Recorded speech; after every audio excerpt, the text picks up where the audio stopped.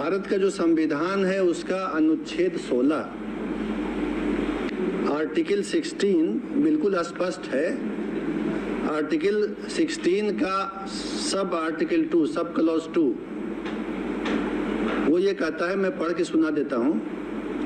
राज्य के अधीन किसी नियोजन या पद के संबंध में केवल धर्म, मूल वंश, जाति, लिंग, उद्भाव, जन्म स्थान, निवास, ध्यान देंगे, जन्म स्थान, निवास या इनमें से किसी के आधार पर न तो कोई नागरिक अपात्र होगा और न उससे विभेद किया जाएगा।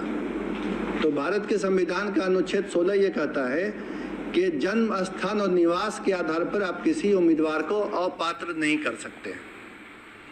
ये नहीं कह सकते हैं कि किसी राज्य से बाहर अगर किसी का जन्म स्थान या निवास है तो वो इस चयन प्रक्रिया में पात्र होने के लिए अपात्र है, अयोग्य है, ये नहीं किया जा सकता है। अगर ऐसी कोई प्रक्रिया चलेगी तो वो गैर कानूनी भी होगी और असंवैधानिक भी होगी। इसलिए ये संविधान के अंतर्गत कानूनी बाध्यता है कि निवास के आधार पर किसी को अयोग्य न किया जाए। पूरे देश के लोग इस परीक्षा में शामिल होने के लिए पात्र हों। चयन तो मेरिट के आधार पर होना है। अब ये हम देखेंगे कि इसके पहले क्या होता रहा है। बिहार लोक सेवा आयोग के स्तर पर पहले भी 3 बार परीक्षाएं ली गई हैं शिक्षक की नियुक्ति के लिए। वर्ष 1994 में, फिर वर्ष 1999 में और वर्ष 2000 में बिहार लोक सेवा आयोग ने इसी पद के लिए, शिक्षक के लिए परीक्षा ली थी।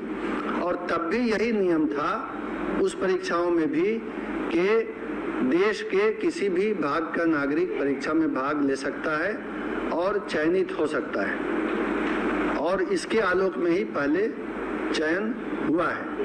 ये जो नियमावली थी जिसके आधार पर 1994, 1999 और सन 2000 में परीक्षाएं हुई, ये नियमावली उसके पूर्व 1991 में ही बनी थी। उसमें स्थानीय निवासी का प्रावधान नहीं था।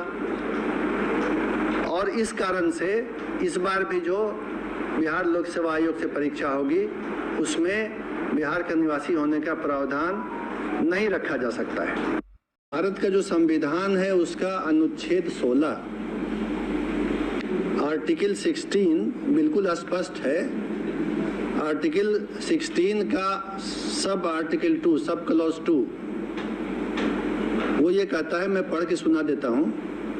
राज्य के अधीन किसी नियोजन या पद के संबंध में केवल धर्म, मूल वंश, जाति, लिंग, उद्भाव, जन्म स्थान, निवास, ध्यान देंगे, जन्म स्थान, निवास या इनमें से किसी के आधार पर न तो कोई नागरिक अपात्र होगा और न उससे विभेद किया जाएगा। तो भारत के संविधान का अनुच्छेद 16 ये कहता है कि जन्म स्थान और निवास के आधार पर आप किसी उम्मीदवार को अपात्र नहीं कर सकते। ये नहीं कह सकते हैं कि किसी राज्य से बाहर अगर किसी का जन्म स्थान या निवास है तो वो इस चयन प्रक्रिया में पात्र होने के लिए अपात्र है, अयोग्य है, ये नहीं किया जा सकता है। अगर ऐसी कोई प्रक्रिया चलेगी तो वो गैर कानूनी भी होगी और असंवैधानिक भी होगी। इसलिए ये संविधान के अंतर्गत कानूनी बाध्यता है कि निवास के आधार पर किसी को अयोग्य न किया जाए।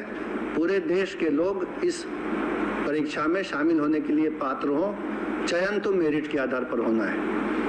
अब ये हम देखेंगे कि इसके पहले क्या होता रहा है। बिहार लोक सेवा आयोग के स्तर पर पहले भी 3 बार परीक्षाएं ली गई हैं शिक्षक की नियुक्ति के लिए।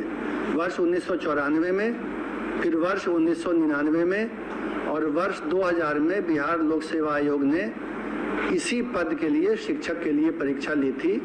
और तब भी यही नियम था उस परीक्षाओं में भी कि देश के किसी भी भाग का नागरिक परीक्षा में भाग ले सकता है और चयनित हो सकता है। और इसके आलोक में ही पहले चयन हुआ है। ये जो नियमावली थी जिसके आधार पर 1994, 1999 और सन 2000 में परीक्षाएं हुई, ये नियमावली उसके पूर्व 1991 में ही बनी थी। उसमें स्थानीय निवासी का प्रावधान नहीं था और इस कारण से इस बार भी जो बिहार लोक सेवा आयोग से परीक्षा होगी उसमें बिहार का निवासी होने का प्रावधान नहीं रखा जा सकता है।